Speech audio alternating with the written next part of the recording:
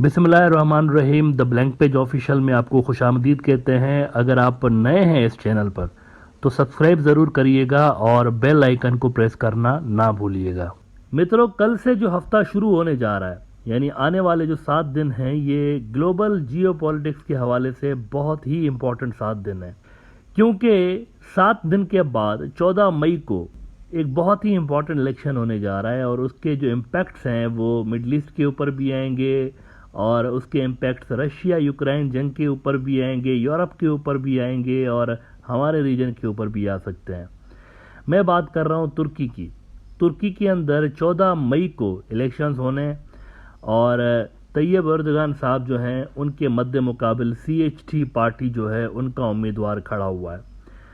Now आप सोच रहे होंगे कि तैयब एर्दोगान तो 20 साल से लेकर 2 डेकेड्स हो गए हैं तैयब एर्दोगान को तुर्की के ऊपर हुक्मरानी करते हुए, तो मोस्ट प्रोबेबली वो इस बार भी जीत ही जाएंगे। आप में से बहुत सारे लोग यही सोच रहे होंगे।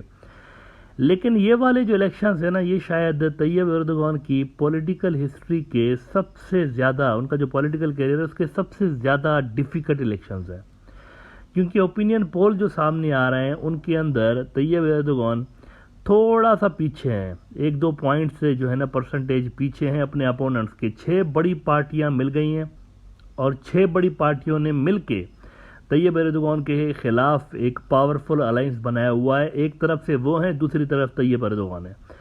अच्छा, ये याद रहे कि तैयब एर्दोगान की जो पार्टी है जस्टिस एंड डेवलपमेंट पार्टी, ये दुनिया की सबसे बड़ी पार्टीज में से 6ठी सबसे बड़ी पार्टी है, दुनिया की 6ठी।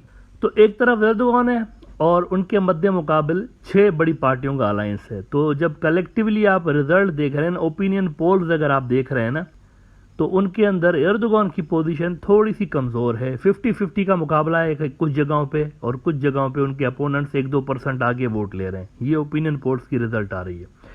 तो इसीलिए मैंने कहा कि ये वाले जो इलेक्शंस हैं, एर्दोगान की पॉलिटिकल जो उनका कैरियर है ना, उनका सबसे मुश्किल तरीन इलेक्शन है। वैसे तो 20 साल से लेकर वो वहाँ पर हुकूमत में हैं, लेकिन इस बार सिचुएशन उनके लिए थोड़ी सी मुश्किल है और इसके कई फैक्टर्स हैं। एक तो महंगाई डेफिनेटली इसका फैक्टर है, और दूसरा ये जो ज़ल्ज़ला आया है ना हाल में, इसकी वजह से भी तैयब एर्दोगान की पॉपुलैरिटी पे थोड़ा सा फ़र्क पड़ा है, ज़ल्ज़ले की वजह से भी। अच्छा, ये मैंने क्यों कहा कि इस इलेक्शन का असर मिडल ईस्ट के ऊपर भी पड़ेगा, रशिया पे भी पड़ेगा और यूरोप के ऊपर भी पड़ेगा, ये मैंने क्यों बात की? क्योंकि तैयब एर्दोगान जो है ना, वो एक इंटरनेशनल ज़ाहिर सी बात है कि लीडर हैं और उनका जो तुर्की है, तुर्की अंडर तैयब एर्दोगान, इसका एक ग्लोबल रोल है।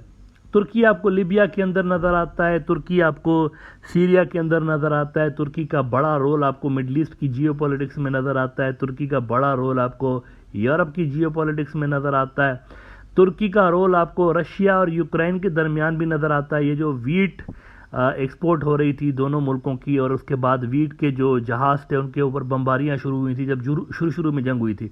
आपको पता है तैयब एर्दोगान ने बड़ा रोल प्ले किया था।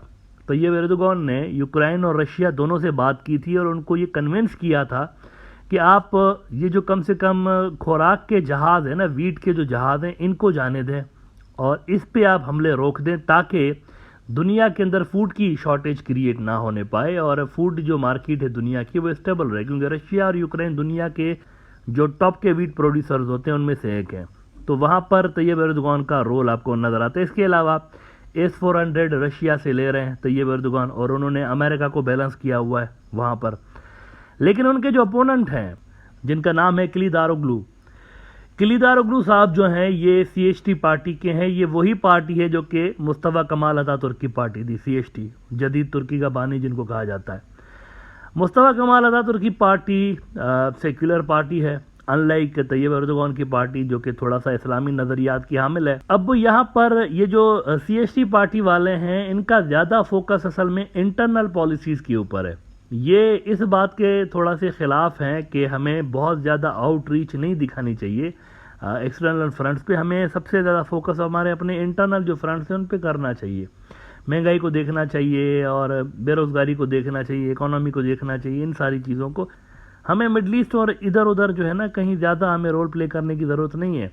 अच्छा, एज फॉर एज ये क्वेश्चन है कि अमेरिका के सबसे ज़्यादा करीब कौन है, एर्दोगान है या फिर उनके जो अपोनेंट्स हैं वो हैं, तो यहाँ पर मैं आपको बता दूं कि देखें, एर्दोगान के साथ तो नहीं बनती ना अमेरिका की। ये जो आपको याद होगा कुछ साल पहले उनका धड़म तख्ता करने की कोशिश की गई थी तुर्की के अंदर, वहाँ पर कू करने की नाकाम कोशिश की गई थी।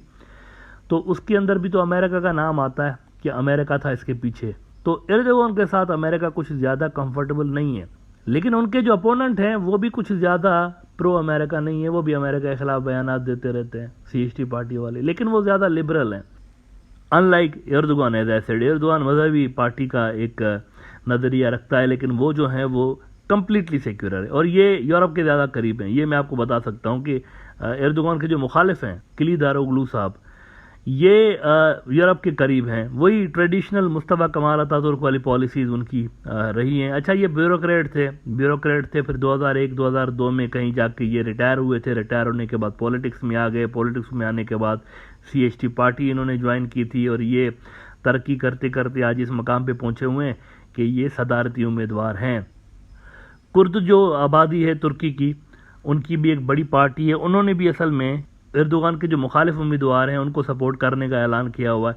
तो अलायंस बड़ा तगड़ा बन गया है एर्दोगान के खिलाफ। अब देखना ये कि इस बार भी एर्दोगान जीत जाता है या वहाँ पर कोई तब्दीली आ जाती है तुर्की के अंदर। अगर वो तब्दीली आ गई तो इसके असरात बांग्लादेश पे पड़ेंगे, पाकिस्तान पे पड़ेंगे, क्योंकि ये वो मुल्क हैं जो कि एर्दोगान से ज़्यादा कंफर्टेबल रहे हैं हिस्टोरिकली। ख़ासतौर पर पाकिस्तान जो है वो तो एर्दोगान के बहुत करीब रहा है और पाकिस्तान और तुर्की के जो स्ट्रेटेजिक टाइज मजबूत हुए हैं उसमें एर्दोगान का एक बड़ा रोल रहा है। यहाँ पर यह भी बता दूं आपको कि एर्दोगान के ज़्यादातर जो वोट हैं वो रूरल एरियाज़ में कहा जाता है कि उनको ज़्यादा वोट पड़ते हैं और अर्बन एरियाज़ में उनके मुखालिफिन को इस बार ज़्यादा सपोर्ट मिल रही है, ज़्यादा उनका वोट वहाँ पर अर्बन एरियाज़ में देखने को मिल रहा है। मुकाबला बड़ा कांटे का होने जा रहा है और इस वक्त कुछ कहना कबल अज़ वक्त होगा कि कौन जीतेगा। 50-50 का आप कह सकते हैं कि इस वक्त चांस है 50-50 का। एर्दोगान जीत भी सकता है, हार भी सकता है। अगर एर्दोगान जीत गया तो यही पॉलिसीज़ कंटिन्यू रहेंगी तुर्की की, लेकिन अगर एर्दोगान हार जाता है तो तुर्की की पॉलिसीज़ में हमें कुछ शिफ्ट नज़र आ सकती है। S-400 जो रशिया से ले रहे हैं तुर्की वाले, वो क्या डील नई हुकूमत, अगर बिलफर्ज एर्दोगान हार जाते हैं तो वो क्या नई हुकूमत जो उनकी आएगी वो रशिया वाली, वो S-400 वाली डील का हिस्सा बनेगी या नहीं बनेंगे, ये क्वेश्चन है। क्योंकि इधर से अमेरिका F-35 उनको देने के लिए राज़ी हुआ पड़ा है, तो अगर वो रशिया को छोड़कर अमेरिका की तरफ जाएंगे तो ये भी एक सिग्निफिकेंट डेवलपमेंट होगी रीजन के अंदर।